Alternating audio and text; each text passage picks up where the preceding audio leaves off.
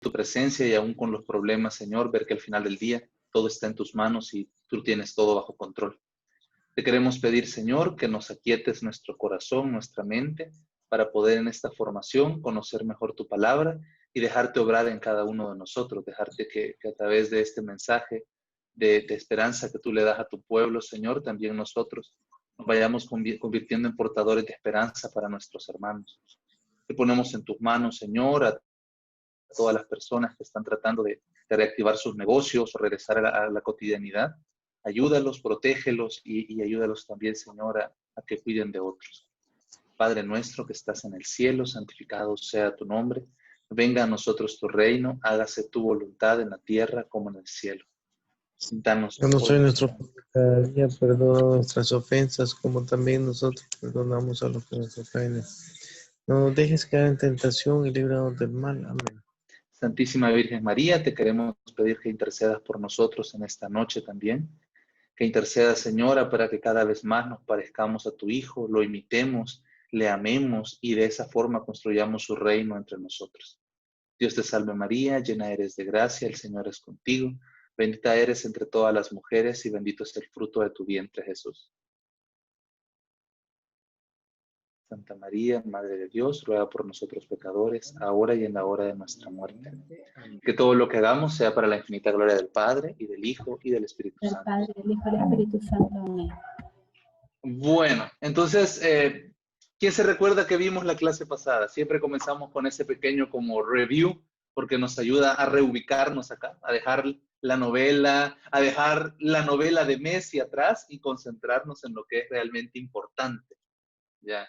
En esta presencia de Dios que es real en medio de todos nosotros. Así que, ¿quién se recuerda que vimos la clase pasada?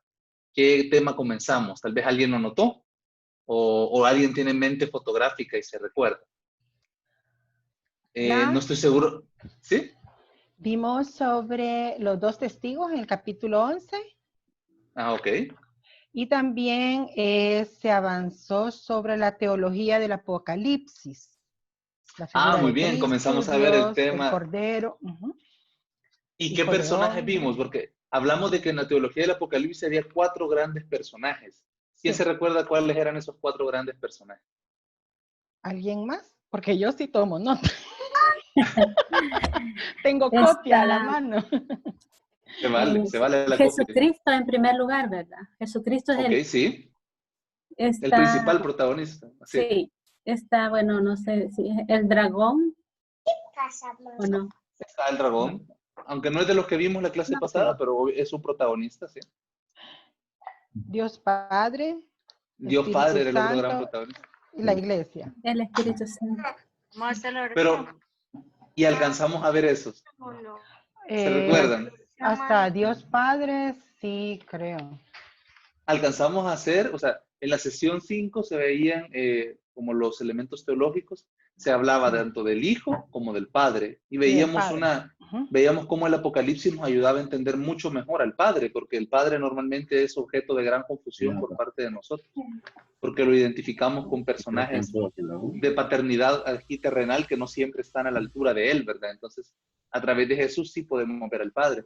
Entonces, en la clase de hoy vamos a ver los otros dos, es el intérprete, correcto. En la clase de hoy vamos a ver los otros 2 personajes que son fundamentalmente los grandes actores del Apocalipsis, que son el Espíritu Santo y la Iglesia.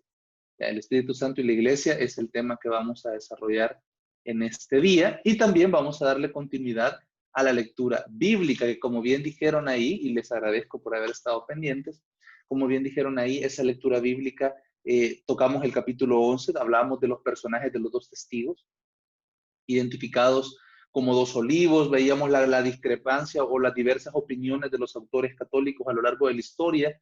Algunos ven en estos 2 olivos una representación de los apóstoles Pedro y Pablo, otros esperan que sea una manifestación visible de Elías y de Moisés, otros esperan que sean 2 personas, o puede ser hasta instituciones, porque estas cosas Dios siempre las maneja de forma diferente, pero 2 realidades o 2 personas que concreten la defensa del verdadero culto a Dios en medio de la confusión que van a sembrar las bestias, que van a ser como los protagonistas de los siguientes capítulos.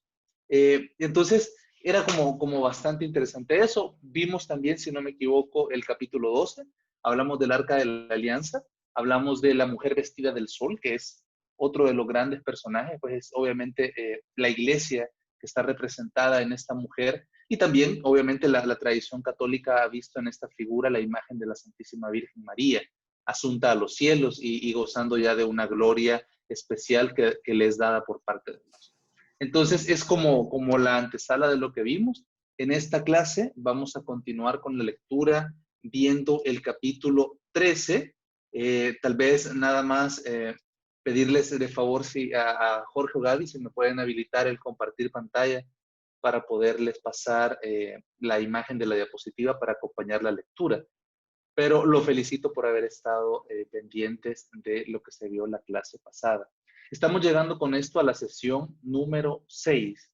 Eso quiere decir que estamos a 2 sesiones de terminar el tema del Apocalipsis. Yo les decía, creo, la vez pasada, y si no, se lo decía a mi otro grupo con el que estoy viendo Apocalipsis, que igual creo que no terminaremos a la par la lectura de las sesiones. Entonces, es posible que hagamos otra sesión, una 8ª sesión, solamente para terminar el tema de la lectura bíblica, porque obviamente hemos tenido una enriquecedora lectura todo este tiempo de lo que nos va revelando el Apocalipsis, y terminarlo sin ver la gran culminación, pues sería algo así como, ¿cómo le dicen cuando algo no tiene sabor? Como algo insípido. Sería algo como algo insípido, y por consiguiente vale la pena que hagamos una sesión más solo para terminar la lectura del libro. Yo creería que en una se nos sale suficiente. Entonces, eso. Bueno, voy a compartirles entonces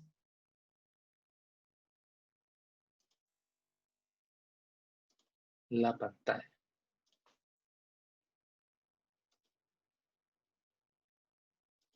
¿Pueden ver la diapositiva? Me dicen, por favor, para así yo estar seguro que no estoy hablando solo. ¿La pueden ver ya? Sí, sí, ya lo podemos ver. Excelente. Sí. Ok, excelente. Ok, entonces comenzamos con el capítulo 13.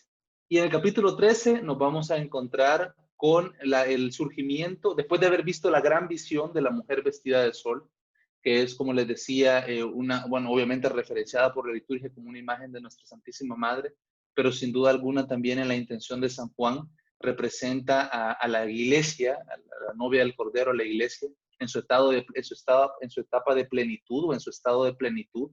A eso vamos, así llegaremos a ser, aunque ahorita veamos nuestra miseria y esa a veces nos desmotive y nos sintamos a veces hasta mal, porque nos damos cuenta que lejos estamos de corresponder adecuadamente el amor de Dios. Sin embargo, aquí en la visión de la mujer vestida de sol, nosotros podemos tener la esperanza de que ese es el destino al que vamos caminando, o sea, ese es el grado al que nosotros vamos a llegar, esa belleza, esa calidad de redención que se nos presenta en la visión de la mujer, es el destino de la iglesia y es el destino de todos los que formamos parte de ella. Así que independientemente que aquí me cueste más o menos con mi carácter, me cueste más o menos con mis pecados, me cueste más o menos con mi humildad o mi obediencia a Dios y a la iglesia, pues a la larga, si yo no desfallezco, si persevero, como decía al principio del Apocalipsis, podré alcanzar el premio, que es estar en ese estado de perfección junto a Dios, en ese estado de gracia junto a Él. Entonces, después de haber visto esa imagen tan bella de lo que es el futuro que nos espera, que ahorita obviamente nos vemos alrededor de nosotros y ¿dónde está eso? Podemos decir, en especial cuando vemos tanta gente que hoy se aleja de Dios, se aleja de la iglesia.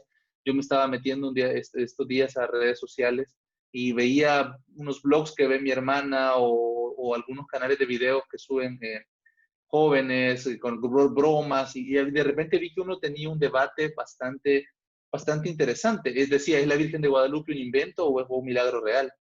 Y me sorprendió mucho al entrar, o sea, uno siempre se espera hallar ahí un par de gente, bueno, unos 4 o 5 tipos diciendo cosas disparatadas contra la Virgen.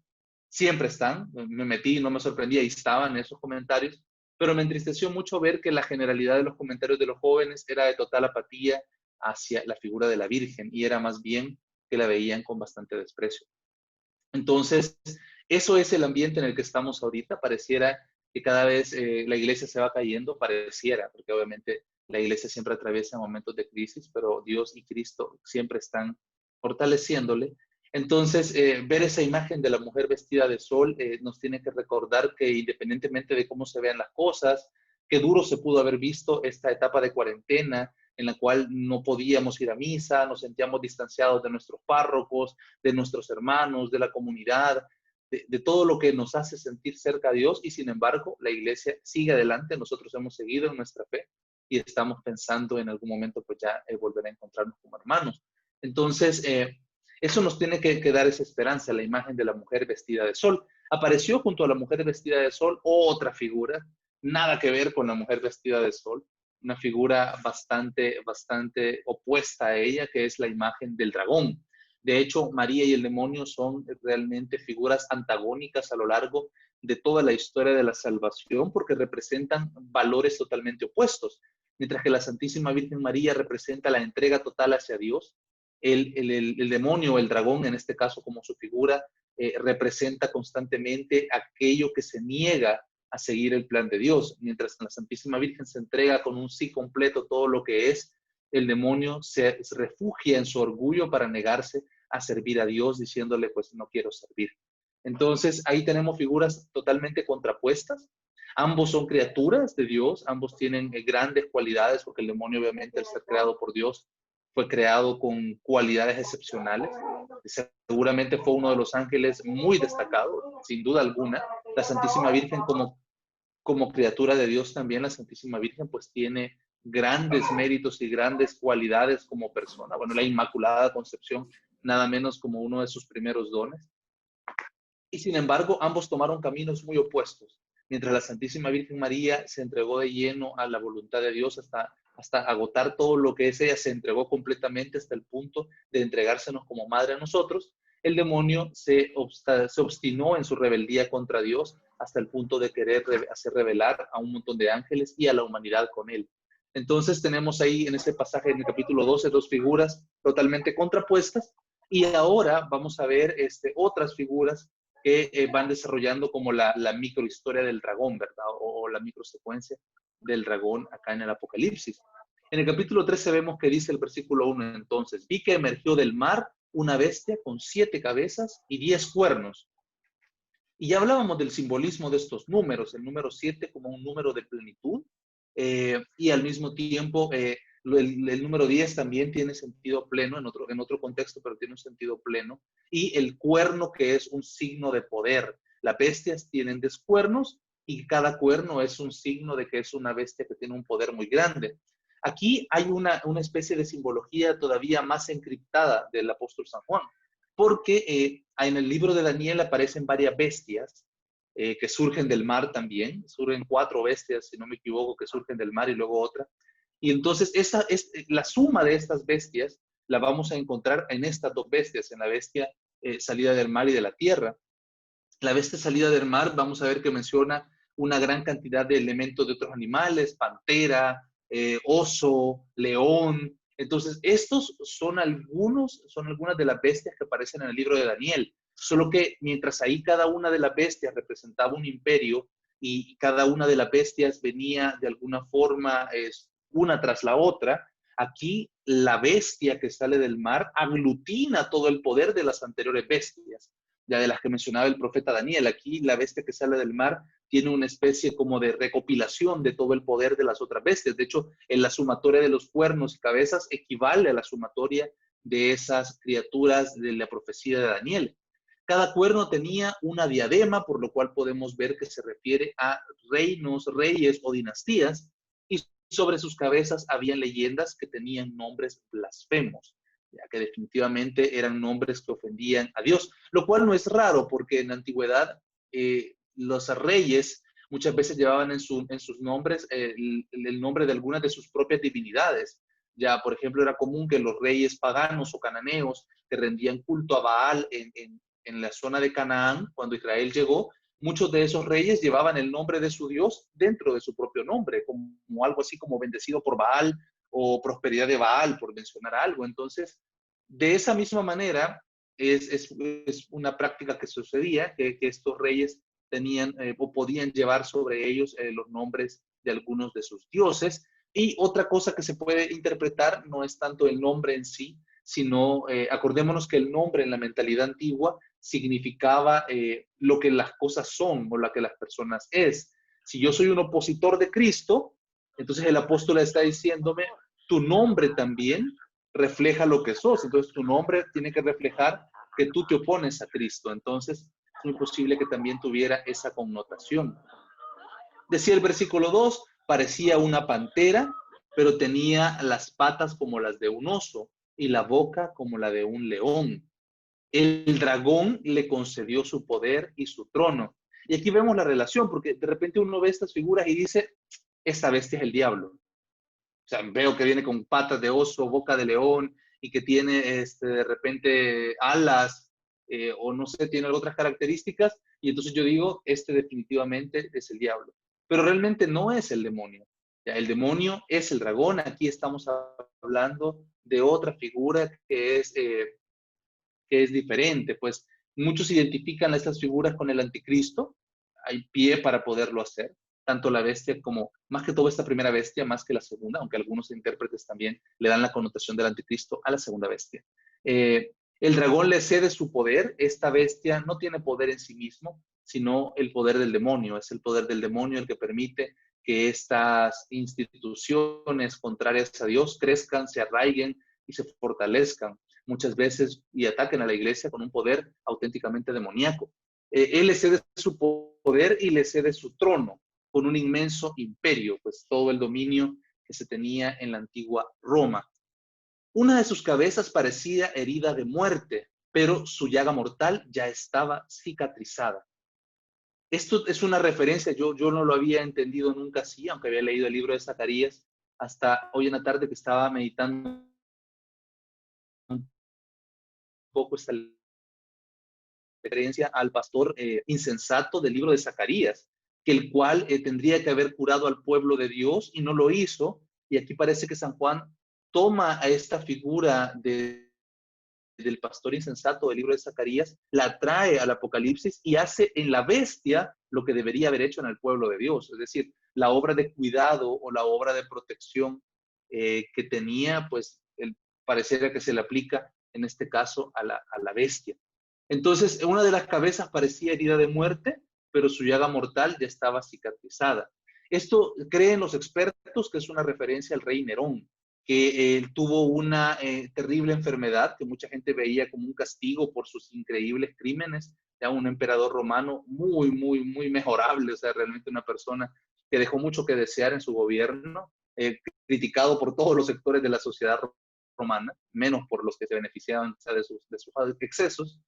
Entonces, este señor estuvo a punto de morir, se mejoró y eso fue visto, eso desconcertó a muchos cristianos que veían en su enfermedad un castigo divino sobre él, por gran perseguidor de cristianos.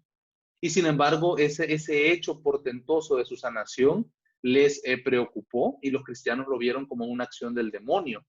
Sin eso, los cristianos, obviamente el pueblo de Dios interpreta de una forma correcta o de una forma determinada los acontecimientos. Todos los demás, toda la tierra se maravilló al ver esta sanación. Dijeron, wow, el emperador Nerón tiene el favor de los dioses, entonces hay que estar con él. Y entonces siguen a la bestia, siguen a esta primera bestia que sale del mar. Esta primera bestia, si bien es cierto, lo referencian directamente al anticristo, cabe decir que no siempre hay que verlo como persona. De hecho, aquí San Juan está refiriéndose al poder del Imperio Romano, porque es el poder del Imperio Romano el que ejerce la función de anticristo en este momento, es decir, perseguidor de la iglesia, que obviamente tiene una cabeza que se destaca, que es el emperador Nerón, pero que en general esta primera bestia representa un poder político que persigue, ataca y trata de destruir a la iglesia. Esa es obviamente la naturaleza de esta primera bestia, que recibe todo su poder del demonio, que es el primer interesado en destruir la iglesia, porque la iglesia es una afrenta para el demonio. La iglesia es todo lo que él no puede ser y no pudo ser y no podrá volver a ser.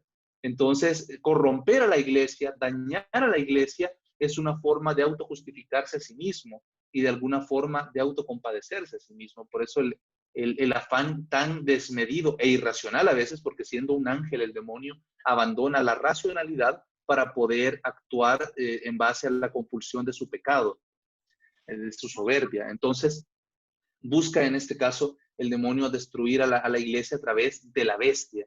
¿Ya? Todos adoran a la bestia, dice el versículo 4, perdón, todos adoraron al dragón porque él le había entregado el poder a la bestia. Lo que nos está queriendo decir el apóstol es que al rendirnos a estas fuerzas contrarias a Cristo, contrarias a la iglesia, de alguna manera no estamos venerando únicamente aquello que vemos, sino que estamos venerando y dando culto al demonio que no vemos atrás de todas estas cosas.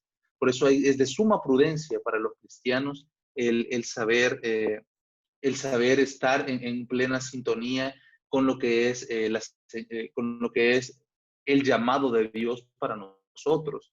Hay que estar completamente en sintonía, porque si no, si nos distraemos, si no nos preocupamos por formarnos, si nos preocupamos únicamente por las cosas de este mundo, podemos doblar nuestras rodillas y en nuestros labios podemos decir el nombre de Dios, pero nuestro corazón y nuestros actos pueden estar dando culto a la bestia.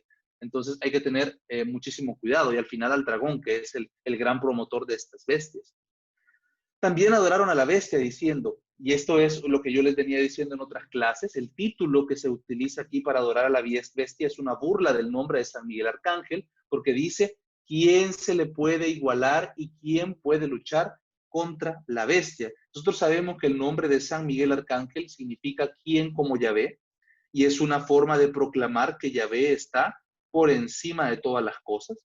Ya esa es la forma correcta o la forma adecuada de interpretar el nombre de San Miguel. Él tiene un nombre que glorifica a Dios. Aquí los pueblos de la tierra están adorándole culto al demonio, a la bestia, al ver que su gran poder que le ha dado el dragón, pues en teoría haría que nadie más pudiera luchar contra ella. Se permitió a la bestia proferir palabras altaneras y blasfemas. Muy seguramente Nerón, después de su sanación, ha de haber dicho y redicho de todo, que él era lo máximo, que los dioses lo protegían, que era el salvador de Roma, que los cristianos eran la peste que estaba trayendo la decadencia al imperio, y no él, que era el que gobernaba el imperio. Entonces, él va a decir palabras blasfemas, seguramente sacrilegios también, habrá abusado en su poder de emperador, habrá hecho actos de profanación de lugares santos, de vasos sagrados, de personas, o sea, cosas indecibles que muy seguramente este señor hizo o se hicieron con su consentimiento, ¿ya? Y por lo tanto, cosas que escandalizarían el pudor de cualquiera de los apóstoles, que eran personas bastante, con una moral muy rígida por la misma enseñanza del Antiguo Testamento. Se permitió a la bestia, decíamos, proferir palabras altaneras y blasfemas y se le dio poder para actuar durante 42 meses, que es un tiempo que, como les venía diciendo en la clase pasada, 42 meses, 1260 días, 3 tiempos y medio, todas esas expresiones significan el mismo tiempo y tienen un significado de persecución. Es el tiempo de persecución.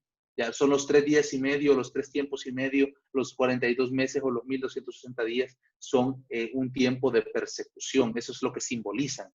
También le fue permitido, ella abrió la boca para maldecir a Dios y blasfemar contra su nombre y su santuario y contra los habitantes del cielo. También le fue permitido combatir a los santos hasta vencerlos, pues lastimosamente en estas épocas hubieron muchísimos mártires, mucha gente muy buena que murió dando testimonio de Cristo. Obviamente ellos alcanzaron una gloria eterna, pero sus amigos, sus familiares, sus hermanos vivieron momentos muy duros por las pérdidas de estas personas. Entonces pudo hacer la guerra a los santos y vencerlos, porque al final la victoria es de Cristo, no es de nosotros. Ya ese es un punto que también queda claro en esta lectura del libro del Apocalipsis. Los personajes que aparecen en el libro del Apocalipsis pueden participar, Juan participa, los mártires, todos, pero la victoria no la va a obtener ninguno de estos. La victoria es exclusiva de Cristo y de su Padre y del Espíritu Santo. Solamente ellos son quienes pueden lograr la victoria. El dragón tiene un gran poder, pero su poder no es infinito. O sea, tiene más poder que nosotros, sin duda, al menos así nomás, por naturaleza. Pero frente a Cristo, su gracia y el poder de su redención no tiene nada que hacer. Le fue permitido combatir a los santos y se le dio poder sobre toda familia, pueblo, lengua y nación, que es una forma del Antiguo Testamento de referirse a todo el mundo. Lo adoraron todos los habitantes de la tierra, cuyos nombres no figuraban desde la creación del mundo en el libro de la vida del Cordero que ha sido inmolado. Ya es una forma de decir, le han seguido a la bestia aquellos que de antemano Dios sabía que no iban a querer estar con él. Ya, aquí no hay que pensar como Calvino y sus teorías de la predestinación, que decía, no, es que Dios antes de que, cuando creó a cada gente, iba decidiendo, vos te salvás, vos no te salvás. O sea, esto no es una predestinación al estilo de Calvino.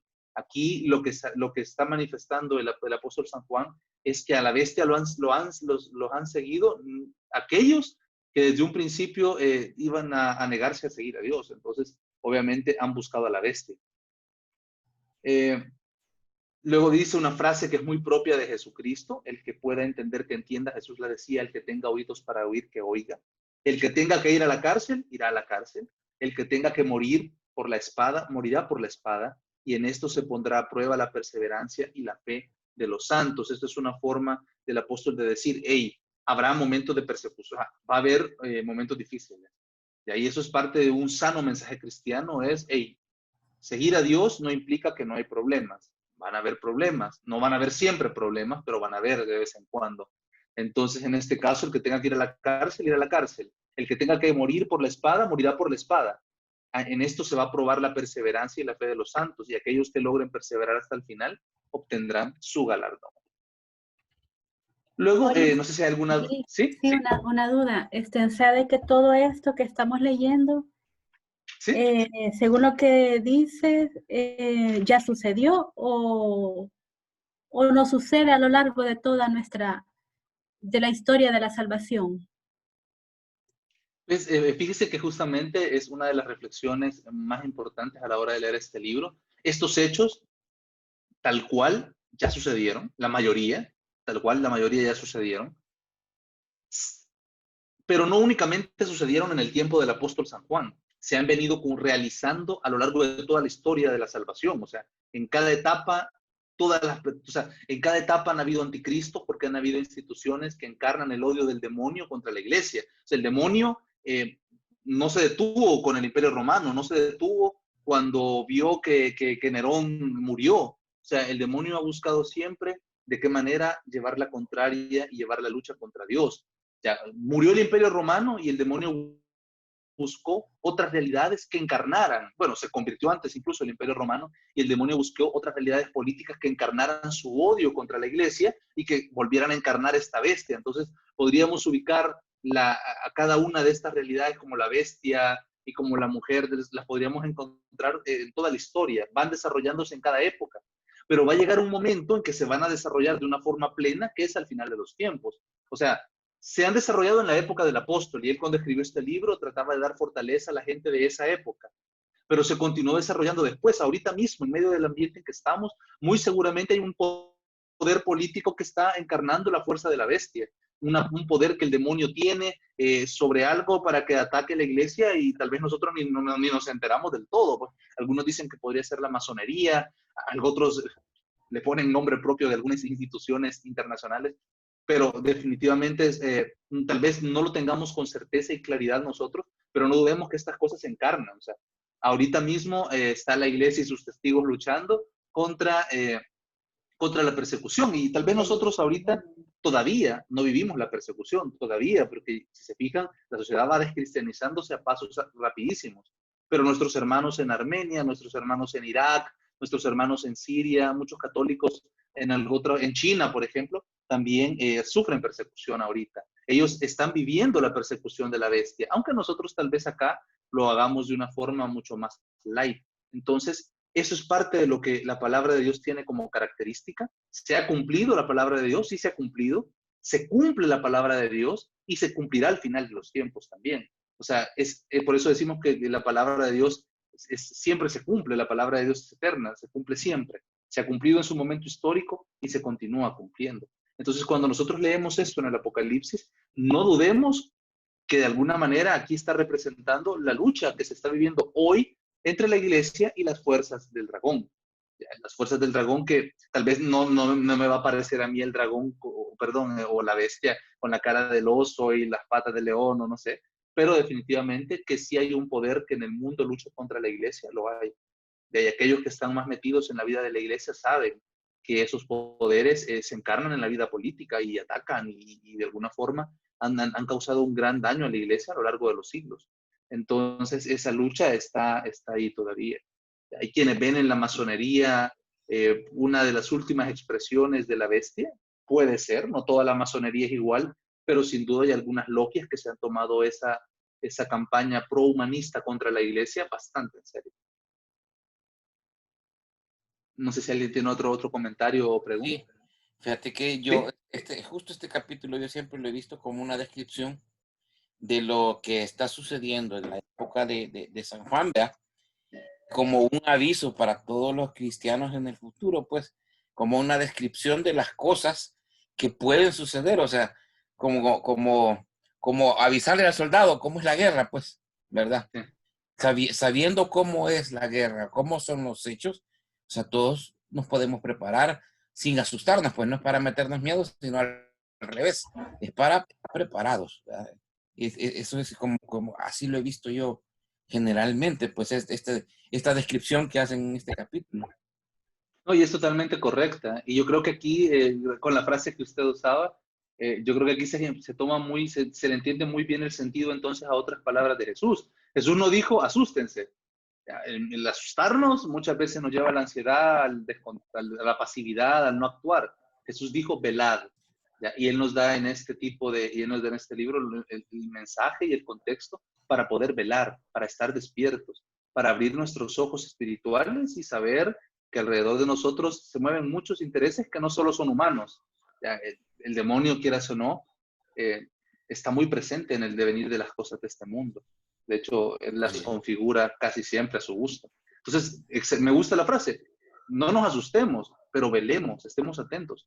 Ya, estemos atentos, que en medio de nosotros se cumplen esto. Y obviamente el mensaje del Apocalipsis es para que tengamos esperanza en cualquier época. Ya, si estemos nosotros en China siendo perseguidos o queriendo ser corruptos por una iglesia china que no es realmente iglesia católica. Bueno, aunque hoy el Papa Francisco de verdad que ha tomado una estrategia bien diferente con respecto a ella y primero Dios le dé resultados. Pero en China, por ejemplo, tenemos una iglesia católica, la original, y tenemos una iglesia católica creada por el Estado chino, que de alguna manera no critica al gobierno y está muy en sintonía, obviamente, con ellos y por consiguiente podríamos ver una visión adulterada de la fe ahí. El Papa tiene mucha consideración de los católicos chinos. Ellos están viviendo esta persecución, ellos no viven su fe libremente. Y a ellos este libro, pues el conocimiento y su predicación de este libro les debe llenar de esperanza. Pero así igual, en cualquier etapa de nuestra vida, también estas páginas y este mensaje nos puede fortalecer y mucho, muchísimo.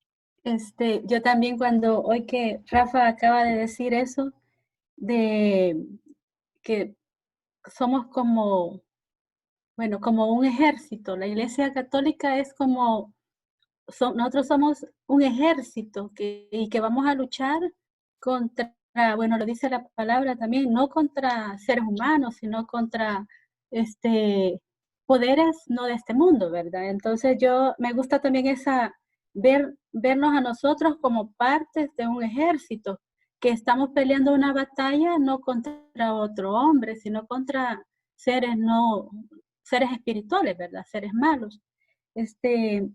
Sabiendo, y aquí lo dice la palabra, de que vamos a triunfar, porque estamos del lado del triunfador, ¿verdad?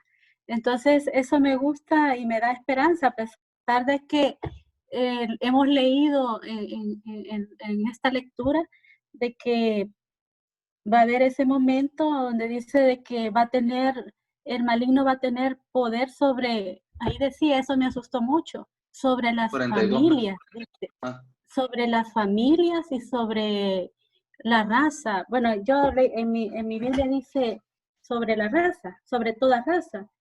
Y aquí decía sobre las familias, eso me asustó, porque como familia decía, va a tener, aquí dice, se le concedió hacer la guerra a los santos y vencerlos, y se le concedió autoridad sobre toda raza, pueblo, lengua y nación. Y según su versión decía, sobre toda familia. Eso me asustó mucho.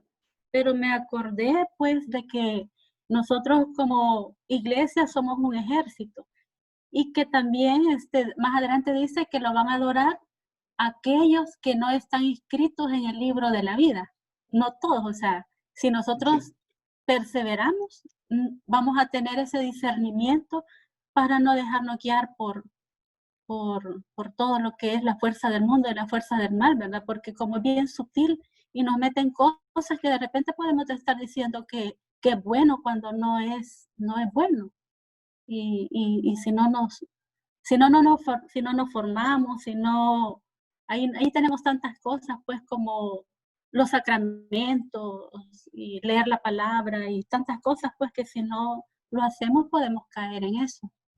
Uno normalmente ve, por ejemplo, las cifras que daban antes, que yo siempre cuando las mencionaba en algunos cursos de confirma al hablar de la iglesia, yo decía, estas cifras no son tan buenas decirlas, porque a la larga nos hace confiar. Nos dicen 1.200 millones de católicos.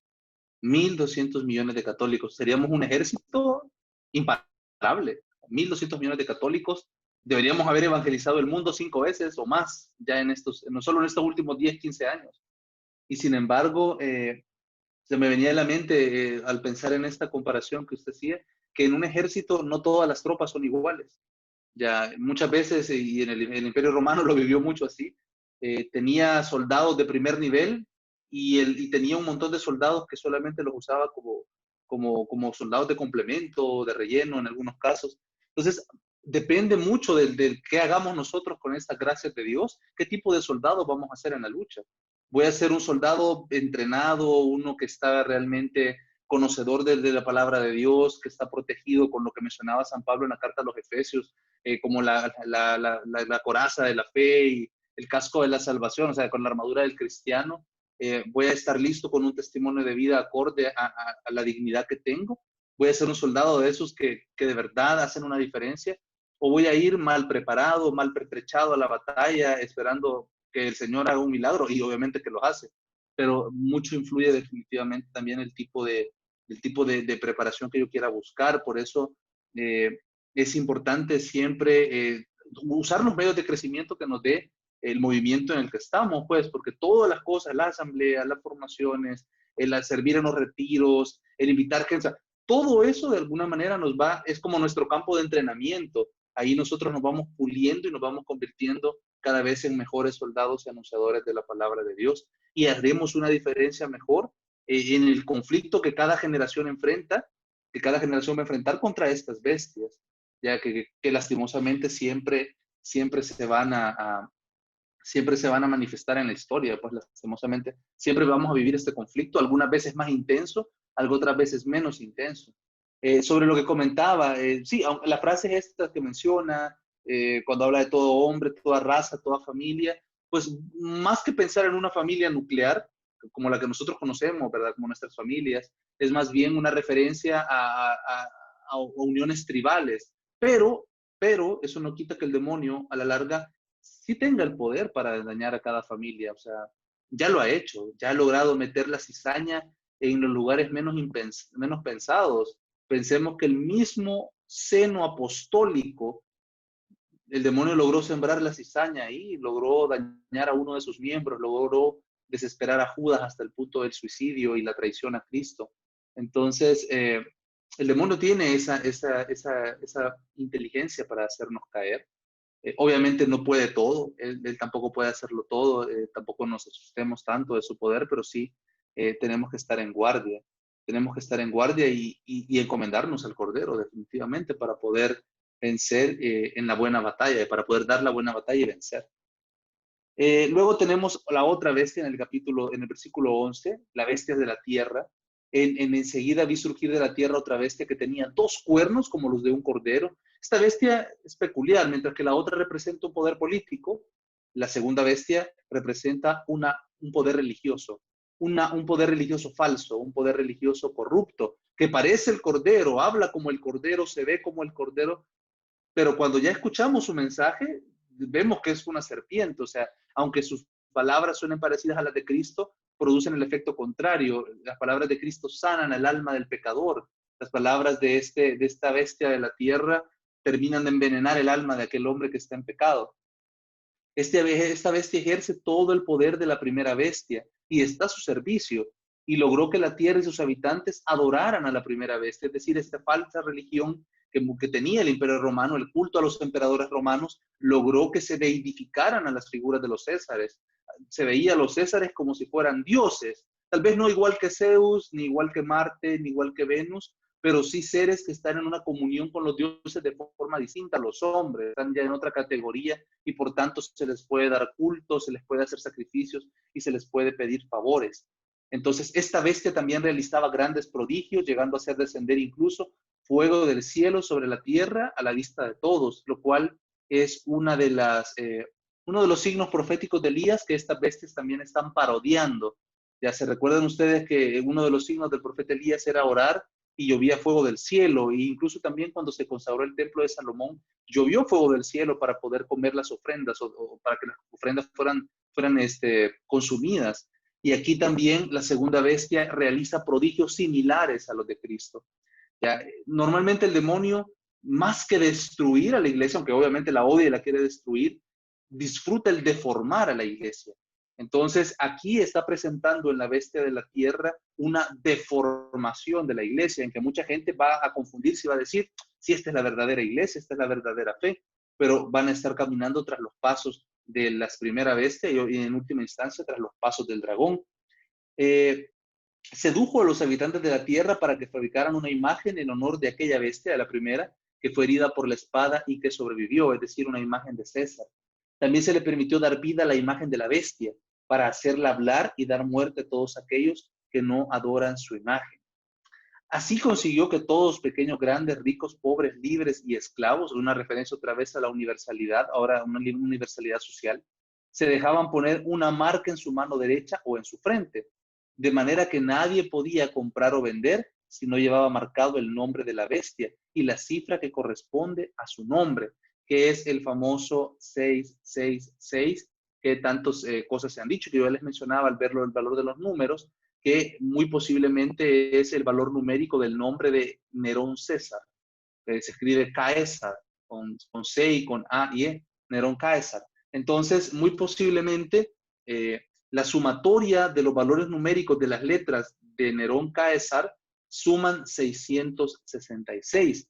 En una primera instancia, este número representa al emperador Nerón y a toda la maquinaria del imperio atrás de él. Pero no quita que a lo largo de los siglos otras figuras podríamos haberles aplicado este nombre, y sin ir demasiado lejos a la historia del siglo pasado. Podríamos haber hablado de Hitler, podríamos haber hablado de Stalin o Mao también, por ejemplo, o de otros dictadores de otro tinte ideológico también, que han habido muchos, que podrían haber encarnado este nombre de la bestia, una total imperfección, porque siendo los responsables de guardar un pueblo, se dedicaron a destruirlo. Y esa es la misma acción que realiza la bestia, pues un ángel debería haber estado al servicio de la creación de Dios para glorificar a Dios, y sin embargo el demonio, se dedicaba a destruirlo.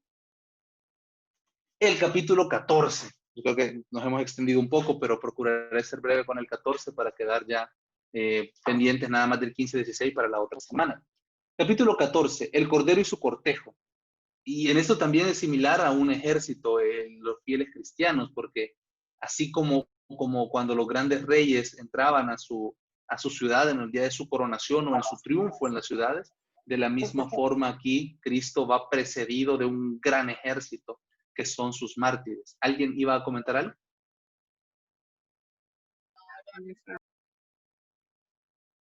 No, ok. Bueno, entonces decía, el Cordero y su cortejo. Después vi al Cordero que estaba de pie sobre el monte Sión, acompañado de 144,000 elegidos, los mismos de los capítulos pasados, que tenían escrito en la frente el nombre del Cordero y de su Padre. Oí entonces una voz que venía del cielo, semejante al estrépito. Muchos discuten qué es lo que tenían en la frente, pues es un misterio que lo descubriremos a ciencia cierta en su presencia, pero muy posiblemente, y no tendría ningún problema, que fuese el nombre de Yahvé, porque el nombre de Yahvé es un nombre del Dios único, y por tanto es tanto del Hijo como del Padre y del Espíritu Santo también. Oí entonces una voz que venía del cielo, semejante al estrépito de un torrente y el ruido de un fuerte trueno, y esa voz era como un concierto de arpas.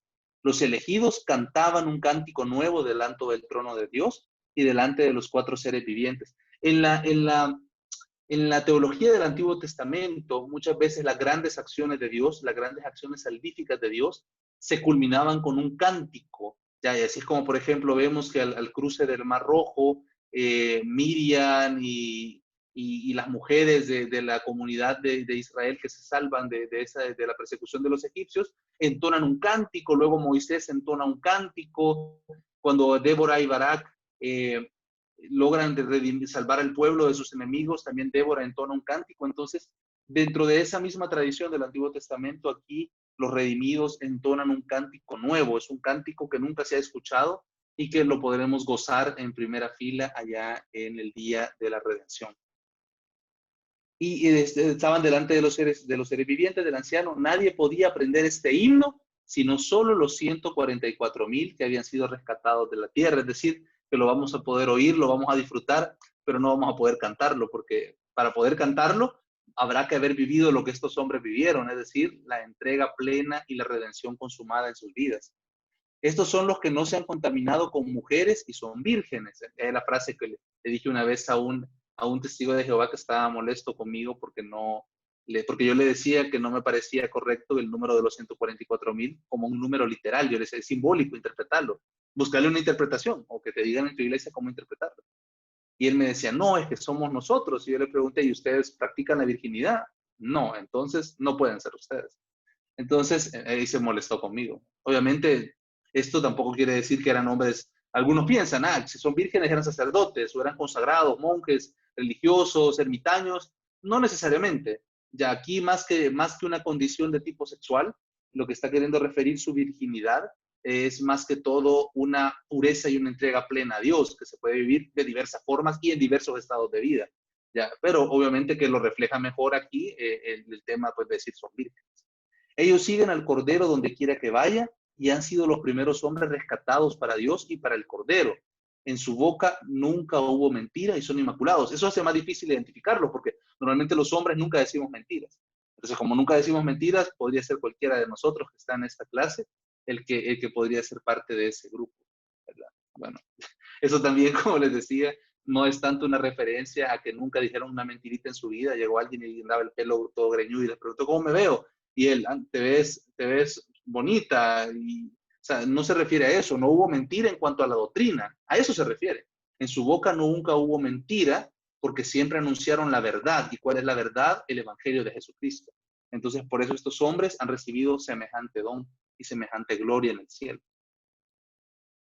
Luego aparecen 3 ángeles, venía otro ángel que volaba en lo más alto, llevando una buena noticia, la noticia eterna que él debía anunciar a los fieles, a las habitantes de la tierra, toda nación, familia, lengua y pueblo. Él proclamaba, teman a Dios y glorifíquenlo, porque ha llegado la hora de su juicio. Adoren a aquel que hizo el cielo, la tierra, el mar y los manantiales. Estas alabanzas complementan el sentido litúrgico de este libro y por consiguiente también son para nosotros alabanzas que deberíamos usar. A mí me encanta el oficio de lectura, la liturgia de las horas, la oración de los sacerdotes y de la Iglesia Universal. Normalmente retoma muchas oraciones del Apocalipsis porque son bellísimas como esta. O sea, pocas veces vemos en la Escritura una alabanza tan generosa para con Dios, que es justo darle una alabanza así de generosa. Un segundo ángel le siguió diciendo, ha caído la gran Babilonia, que le ha dado de beber a todas las naciones el vino embriagante de su prostitución. Esto es una referencia, por un lado, Babilonia, porque Babilonia era para los judíos desde la antigüedad un signo de la ciudad corrupta, del poder opresor y blasfemo contra Dios, ahora encarnado en Roma, y está hablando de una caída de Roma, o al menos del régimen que gobernaba Roma en ese tiempo. Nosotros sabemos que con la muerte de Nerón, culmina la dinastía de los Césares, relacionado familiarmente a Julio César, o aunque sea políticamente a Julio César, y luego comienzan otros grupos a gobernar el imperio. Entonces, los cristianos interpretaban la caída el anuncio como una caída de esta realidad que gobernaba Roma. Lastimosamente, las posteriores no siempre fueron buenas, algunas continuaron con la persecución contra los cristianos. Un tercer ángel lo siguió diciendo con voz potente, el que adore a la bestia o a su imagen y reciba su marca en la frente o en la mano, tendrá que beber el vino de la indignación de Dios que se ha derramado puro en la copa de su ira. y será atormentado con fuego y azufre delante de los ángeles y delante del Cordero. Obviamente el fuego y el azufre, no esperemos ver ahí unos ángeles echándole azufre a la gente, porque eso no va a pasar. Son referencias a un tormento que viene.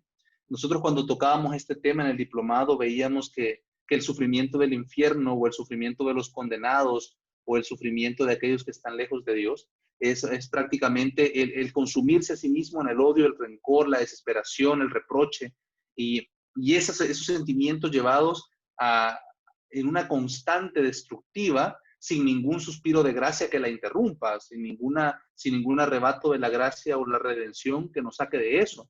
Entonces, estos personajes que han entregado tan fuertemente su voluntad a la bestia, que llegaron hasta decir, ¿quién como ella?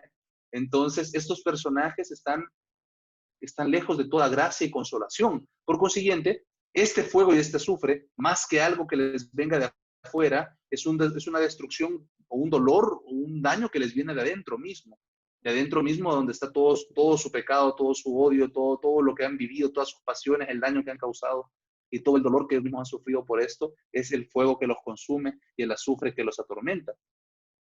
Delante de los ángeles de Dios y delante del Cordero, el humo de su tormento se eleva por los siglos de los siglos, ya que es algo que está para la eternidad.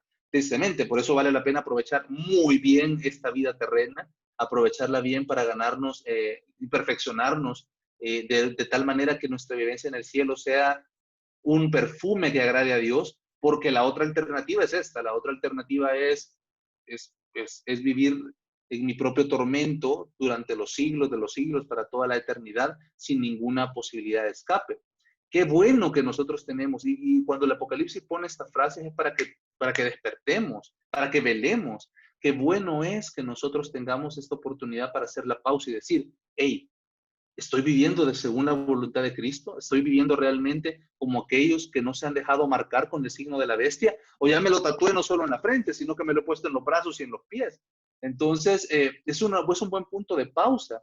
Por eso Dios lo pone estas cosas, por eso nos permite conocer este mensaje, para que velemos y estemos alerta. Porque si alguno de nuestros caminos se ha torcido, así como al inicio del libro en las cartas, si alguno de nuestros caminos se ha torcido, podamos enderezarnos a tiempo y podamos compartir la gloria de Cristo. Él nos ha creado para eso, no para vivir el tormento de los que van a estar con el dragón.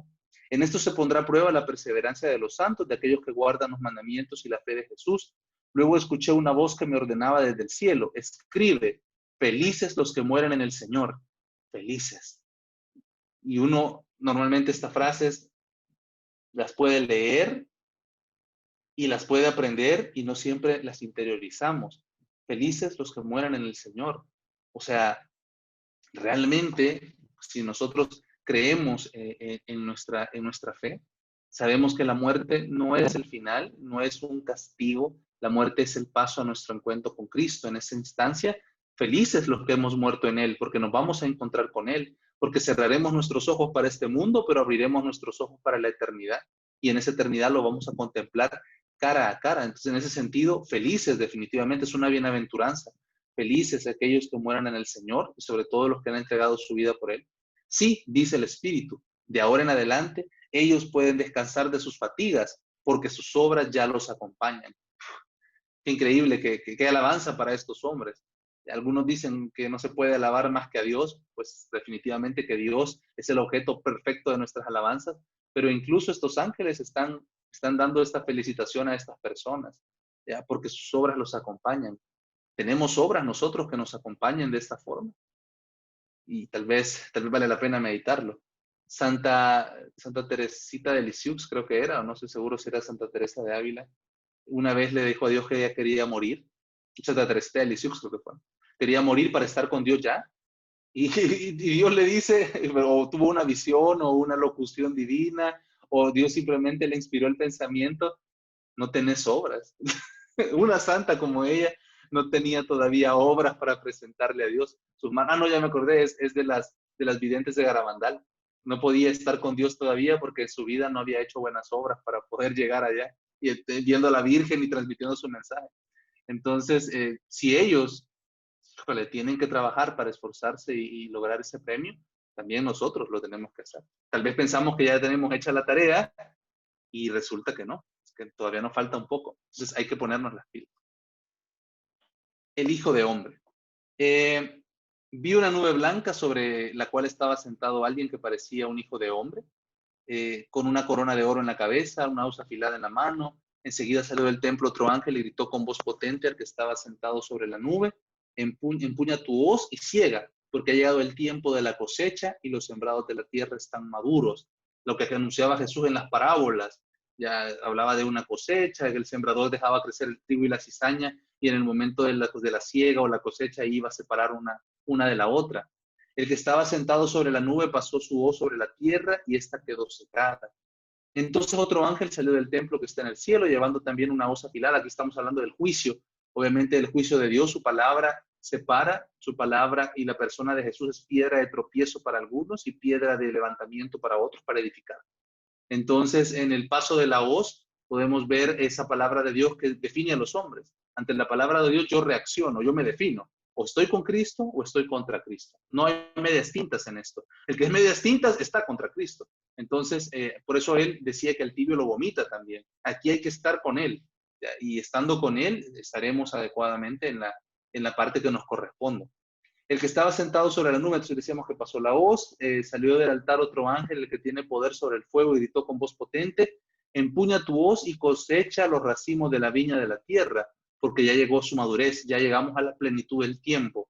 Ya, hoy parece que Dios se tarda y que no actúa. Él actúa, y en este momento va a llegar un punto en que va a decir: ahora es el instante, y en ese momento se manifiesta. La cuba fue pisoteada por las afueras de la ciudad, y de la cuba salió tanta sangre, un depósito que llegó a la altura de los frenos de los caballos, a una extensión de 300 kilómetros. Signos un poquito exagerados que sirven nada más para cautivar nuestra atención sobre lo grande que va a ser estos acontecimientos. Bueno, y lo dejaremos aquí para no darle más a la clase. La verdad que interesantísimo. Yo creo que en esos pasajes vale la pena volverlo a leer y meditarlo un poco para irle sacando toda su riqueza. Si alguien tiene a David Ulloa por ahí cerquita, que le agarre su Biblia para leer, porque los comentarios de la Biblia de David son diferentes a esto, enriquece desde otra perspectiva la lectura del Apocalipsis, así que de plano que vale la pena. Pasamos entonces a lo que es ya propiamente la sesión 6. A menos que alguien tenga alguna duda o comentario, pasamos a la sesión 6.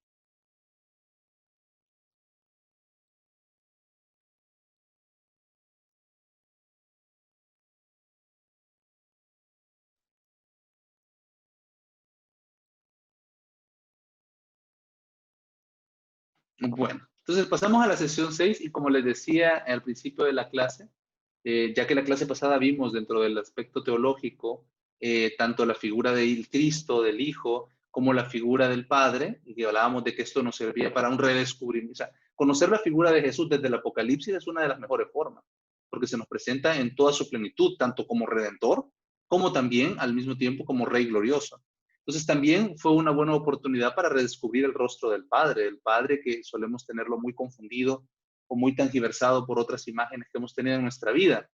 Si de repente mi experiencia personal con mi padre no fue tan buena, eso a veces, aunque parezca que no debería ser así, pero es algo muy humano, muy normal, a veces también eso afecta nuestra relación con Dios. ¿Ya? Entonces, aquí vamos a ver los otros dos grandes protagonistas, que les decía es el Espíritu Santo y la Iglesia. Ya hablamos del dragón y de las bestias en la lectura. Ellos, aunque ocupen espacio en el libro, no son los grandes protagonistas. Los grandes protagonistas siempre van a ser Dios, las tres divinas personas, obviamente, y la Iglesia. El Apocalipsis subraya el protagonismo profético del Espíritu en la vida de la Iglesia. Hay quienes dicen que el Espíritu casi no se ve en el Apocalipsis, y es al contrario. Está en todo el libro del Apocalipsis, muy presente el Espíritu.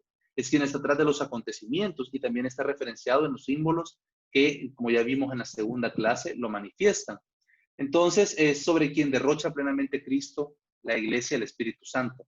El Espíritu es derramado para que ayude a interpretar la palabra de Dios, la asista con su protección a la Iglesia a fin de que la Iglesia la proclame con valentía en el mundo. La Iglesia de esa época dio el testimonio martirial tan excelente que dieron, pues no porque eran mejores que nosotros, o sea, no lo eran, simplemente fueron dóciles a la acción del Espíritu. Y cualquier cristiano que en la actualidad sea dócil a la acción del Espíritu Santo dará testimonio de amor a Cristo como ese o más grande incluso. O sea, no depende tanto que si eran mejores los de antes que los de hoy. O sea, la gente de antes y la de hoy es casi la misma, con problemas, defectos, intereses, preocupaciones del mundo, proyectos humanos muy buenos a veces, pero definitivamente que nos puedan distraer de Dios. Y todo eso lo tenía la gente de aquella época.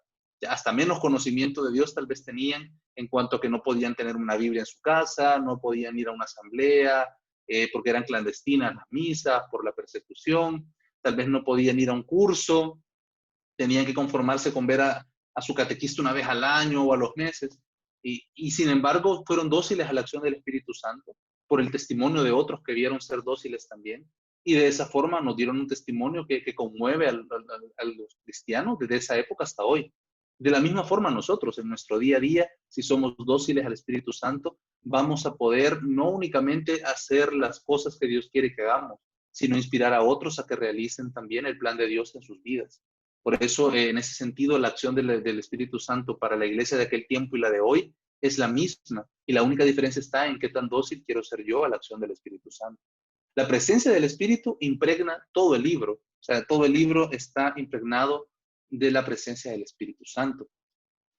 Por lo que se refiere a la trascendencia, el Espíritu es nombrado con una frase exclusiva del Apocalipsis, que es los 7 espíritus, que cuando lo vimos el tema, yo les mencionaba que es una referencia al Espíritu Santo, así lo han entendido, porque justamente antes se ha nombrado al Hijo, al Padre, y luego se habla de estos 7 espíritus que representan la plenitud espiritual, es decir, al Espíritu pleno, al Espíritu Santo, y que también obviamente te representan, decían algunos autores piadosos, o sea, hombres espirituales decían, también representan sus 7 dones que acompañan a los cristianos siempre, ¿verdad? Los 7 dones que nos da el Espíritu Santo.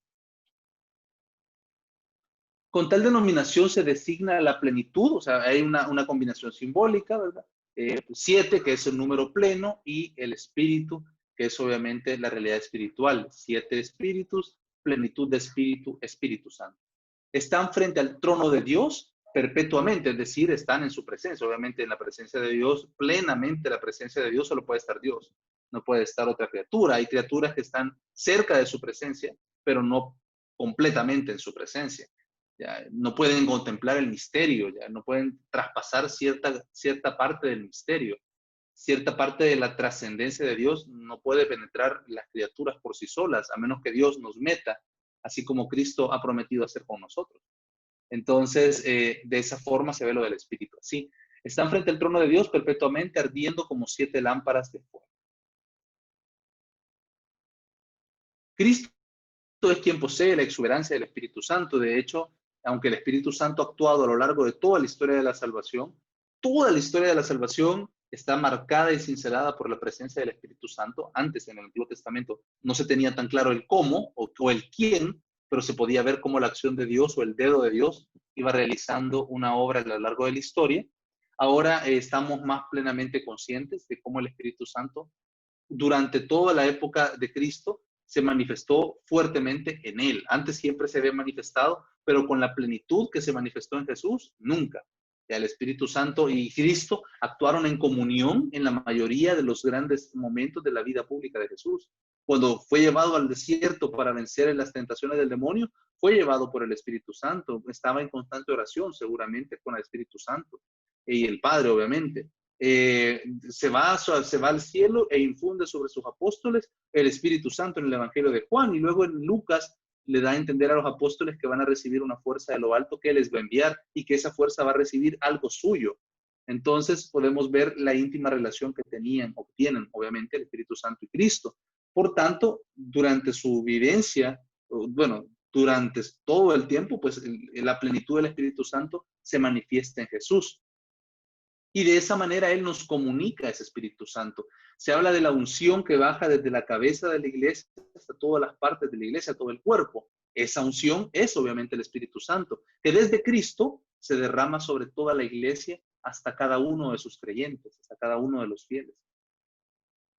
El Espíritu habla a toda la iglesia universal, interpretando la palabra de Jesús a fin de que la iglesia se convierta. Logra sacar el Espíritu Santo de cada época y de cada circunstancia, logra sacar el mensaje que la iglesia necesita. Actualmente en esta crisis que nos encontramos con todo esto de la pandemia y con toda con todas las limitantes que pueden venir en los siguientes meses o que a lo mejor ya se han estado viviendo, pues el Espíritu Santo nos permite interpretar la lectura del Apocalipsis para poder sacar un mensaje de esperanza para nosotros hoy, ¿ya? Independientemente de lo duro que haya sido esta época para muchos de nosotros, para todos nosotros, independientemente de eso, pues Cristo está con nosotros, Cristo nos encamina hacia su reino y Cristo al final es quien tiene el dominio de la historia.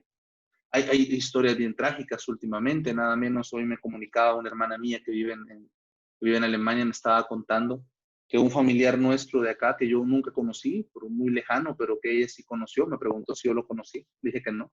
Me contó que había muerto de esta enfermedad del coronavirus, a un amigo mío de la parroquia muy cercano, también un familiar le acaban de diagnosticar una enfermedad muy, muy grave. Y así uno ve a este muchachito que se veía en redes sociales, un alumno de Confirma que tuvimos, que murió hace poco también, un niño Julián. Entonces, uno ve tantos cuadros y situaciones tan difíciles que uno realmente se pregunta cómo poder, uno no es que desconfíe de Dios, porque no desconfiamos de Él, pero a veces uno se pregunta cómo puede uno mantener la esperanza en medio de momentos así, o en medio de circunstancias así. Y la verdad es que por nuestra propia fuerza humana no podemos, pero el Espíritu Santo es capaz de hacerlo. El Espíritu Santo es capaz de darnos el mensaje adecuado para que nosotros podamos vivir adecuadamente nuestra vida de cara a Dios. El Espíritu es quien protege a la iglesia, nos protege a nosotros ahorita también. Es quien da testimonio de Jesús y quien sufre por su causa. Se contempla la imagen de los dos testigos, por ejemplo, que son vencidos por los hombres, pero luego al final el Espíritu les da y les garantiza la victoria también. Yo estaba recordando hace poco, en el contexto de mi parroquia que me estamos misionando, estaba recordando una vivencia personal que nos muestra un poco cómo el Espíritu Santo sabe dar a cada quien como el mensaje que necesita escuchar para poder seguir en adelante. Me estaba recordándome una de las veces en que yo pude sentir el amor de Dios y me acordé de una época en que por alguna razón no me había podido confesar o no me había ido a confesar. Y entonces había ido a varias misas y no había comulgado porque no me había confesado. Entonces, recuerdo que en esa ocasión vi la oportunidad de confesarme y llegué y venía realmente en el fondo, tal vez hasta no me quería confesar porque sentía que Dios me iba a regañar y que iba consciente, me lo merezco, pensé. Y cuando le dije mis pecados al Padre, agaché la cabeza y me quedé esperando la regañada y que me pusiera en mi lugar y que me dijera, hijo, usted está comprometido con Dios, tiene que poner de su parte aquí y allá, ¿cómo es que no ha ido a misa? ¿Cómo es que no ha hecho esto? Yo esperaba una mi regañada así, bien en sintonía. Y el Padre no hablaba, yo con la cabeza abajo y el Padre callado. Y yo dije, ¿qué pasó? Yo estaba esperando, estaba pensando, se paró, agarró impulso, me va a pegar con algo, ¿qué va a hacer? Pensé. Y entonces cuando levanté la cabeza, me acuerdo que el padre era un padre mayor, allá en la Ceiba, me acuerdo, no sé si todavía estará, nunca me confesé más con él, pero esa vez me quedó bien grabada en la memoria. Cuando lo volteé a ver, me estaba viendo con una mirada de amor ese padre, que hasta me estremeció, o sea, lo vi, híjole, y casi podría haber dicho que vi un ángel en él. Y entonces me dijo que muchas veces, me dijo, no somos capaces de dar lo máximo en la vida espiritual, no somos capaces de cumplir a cabalidad todo aquello en lo que nos comprometemos con Dios. Yo era muy entregado en ese tiempo a muchas cosas de la parroquia y de la iglesia y del movimiento en que estaba. Y muchas veces uno no puede hacer eso porque porque tú humanamente no lo puedes hacer y porque no sos consciente de cuánto te ama Dios. No sos consciente. Entonces, yo me quedé asustado y me dijo el padre una cosa bien bonita. Me dijo, tenés que sentirte amado para poderlo hacer. Tenés que sentirte amado para que realmente podás encontrar la fuerza para cumplir todo lo que le has prometido a Dios. Tenés que dejarte amar por Dios. Salí, me dijo, andate, parate, vete, ve y amame, dijo. Que amando vas a poder sentir también el amor de Dios. Yo me acuerdo que ese ratito cuando me paré casi que me temblaban los pies. No le dije ni gracias, solo me despedí de él muy sencillamente, con un gesto.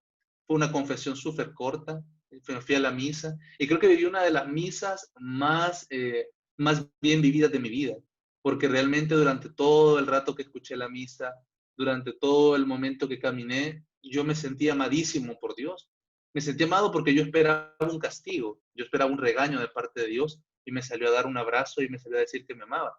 Entonces, el Espíritu Santo es capaz de suscitar eso en la iglesia, si es lo que la iglesia va a necesitar en ese momento. Entonces, es capaz de transformar en nuestras vidas eso. Es decir, si Él de repente ve que nosotros flaqueamos en algunas cosas, pues obviamente somos humanos, no somos perfectos por nuestra fuerza, no podremos, pero el amor de Dios es capaz de darnos la fuerza para llegar, y el amor de Dios obviamente que nos da el Espíritu Santo, nos va a hacer llegar a cosas más grandes que las que nuestros hermanos supieron dar en su momento, en la época de persecución. Entonces vale la pena que le confiemos al Espíritu Santo, vale la pena que le confiemos a Él nuestra vida, nuestra reacción ante las circunstancias, porque Él nos va a ayudar a estar a la altura. Y amando a Dios, obviamente, va a ser más fácil cumplir sus mandamientos. El Espíritu prosigue su acción alentando a los cristianos a la fidelidad, aunque soportan la dureza de la persecución, que es obviamente lo que vivieron la generación de esa época y la de muchas épocas en muchos lugares. Porque como les decía, tal vez ahorita en medio de nosotros no vemos persecución, aunque la hay, pero no la vemos. Yo digo que no es casualidad estos padres que están matando de repente allá en el oriente del país. Algo más puede que haya ahí que no sepamos. Pero es definitivamente en medio de esas persecuciones que el Espíritu Santo suscita el valor y suscita la entrega completa en los fieles. Finalmente, y obviamente que no hay que perder de vista que esto es un don de Dios. O sea, grandes santos han querido ser mártires y no lo han sido, porque esto no es que yo quiera o no querás, esto es un regalo, un don que Dios da. Y solamente aquellas almas generosas que lo reciben y lo aceptan son los que terminan dando este testimonio. Hay otros cristianos que en medio de las persecuciones apostataron de la fe y luego volvieron porque dijeron que me van a dañar a mi familia, yo los cuidé, y es entendible y la iglesia abrió sus puertas también. Pero algunos de nuestros hermanos perseveraron en su fidelidad hasta el extremo, al estilo de Jesús. Entonces finalmente el Espíritu llena la iglesia proféticamente y está ya purificada como digna esposa del Cordero. Al unísono con él llama a Cristo. El Espíritu Santo y la iglesia juntos llaman a Cristo y decimos, ven Señor Jesús. El libro del Apocalipsis. Luego la otra gran figura, la figura de la iglesia, aparece en el Apocalipsis como un misterio de amor. Hay varios misterios en las Sagradas Escrituras. El misterio de la iniquidad es uno, el que hemos visto en el Apocalipsis, cómo sin sentido la gente poco a poco se va entregando al culto a la bestia y el dragón, cómo el mal surge y parece triunfar en medio del bien. Ese misterio es llamado el misterio de la iniquidad por San Pablo. Y luego tenemos el otro gran misterio, el misterio escondido por Dios desde el principio de los siglos, que es el misterio de la iglesia, ¿ya? Que es muchísimo más grande que cualquier otro misterio de los que puedan haberse anunciado en la antigüedad, después obviamente del misterio de Dios. La iglesia es algo que nadie se hubiera podido imaginar más allá de Dios, la comunión de los hombres en una unión con Dios tan íntima que llegamos a ser un mismo cuerpo con Él. Adquiere por medio de ella para él, hombres de toda raza, lengua, pueblo y nación. Cuando nosotros decimos que la iglesia es católica, justamente es católica por esto, porque está abierta a personas de todo tipo y de toda época, hasta pecadores pueden entrar. Pues. Sé que pueden entrar de todo tipo de personas a la iglesia. Cristo busca con toda la solicitud la conversión de la iglesia, a la que renueva en su amor primero con su palabra poderosa. Entonces, Cristo es quien trata y quien renueva la iglesia junto al Espíritu Santo. Cristo hace objeto de predilección amorosa a la iglesia. Es su predilecta, es su amor. No sé si fue con ustedes o fue en el otro grupo de Apocalipsis que estaba dando, que hacíamos una comparación un poco como jocosa, que nosotros estamos viendo en el Apocalipsis la boda del Cordero. Aquí el Cordero se va a casar con su esposa, la iglesia. Y yo les decía en broma, y el Cordero no es polígamo porque cuando son las bodas del Cordero no aparece el Cordero y aparecen 15 iglesias que se van a casar con él. Aparece una iglesia, ya que es la novia del Cordero. Esa es la que aparece, porque realmente iglesia solamente existe una. Ya, otra cosa es que obviamente la gente de otros grupos o comunidades eclesiales se pueda salvar, eso también, pero se salvan en unión a la iglesia, aunque no lo sepan. Así que eso sí es importante que lo sepamos. Aquí hay una predilección amorosa. Dios ha elegido a una parte de la humanidad y estos han conformado la iglesia. ¿Ya? Todos estaban llamados a formar parte de esta iglesia, pero solamente algunos decidieron, ¿no? Solamente algunos decidieron responder a este llamado.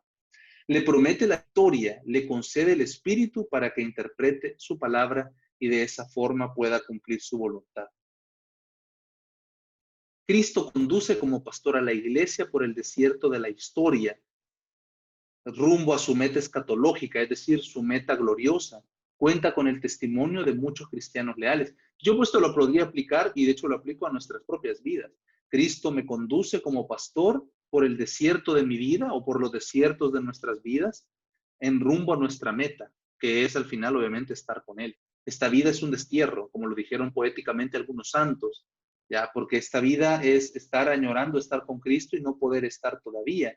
Pero en el momento que se manifieste plenamente esta realidad, entonces vamos a poder vivir esa gloria. Pero mientras tanto, Él nos conduce como un pastor en medio del desierto.